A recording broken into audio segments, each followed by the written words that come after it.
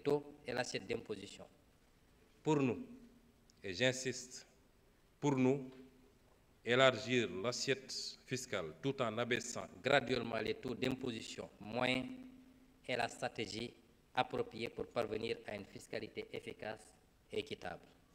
Faire payer moins à chaque Sénégalais, mais faire payer à tous les Sénégalais. Pour ce qui est de l'assiette, par exemple, la correcte fiscalisation de secteurs à fort potentiel, tels que l'immobilier, le foncier et l'informel, est un impératif budgétaire prioritaire. Par ailleurs, nous procéderons à la réinstauration du dispositif de contrôle et de taxation des appels entrants, supprimé en 2012, juste quelques mois après l'arrivée au pouvoir du précédent président de la République.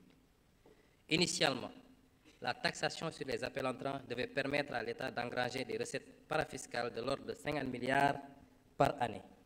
Ce cadre fiscal bien généreux ne se fondait sur aucun argument techniquement documenté et économiquement justifié, si ce n'est le respect d'engagements de campagne auprès du patronat étranger du secteur des télécommunications.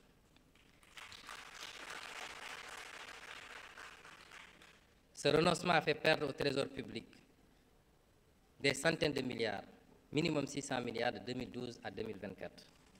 Mon gouvernement s'engage dès ce premier trimestre 2025 à remettre sur la table cette question. Une étude documentée impliquant toutes les parties prenantes, ministère en charge des télécommunications, ministère en charge des finances, ARTP, Direction générale des impôts et des domaines, opérateurs de téléphonie, associations de consuméristes, sera réalisée.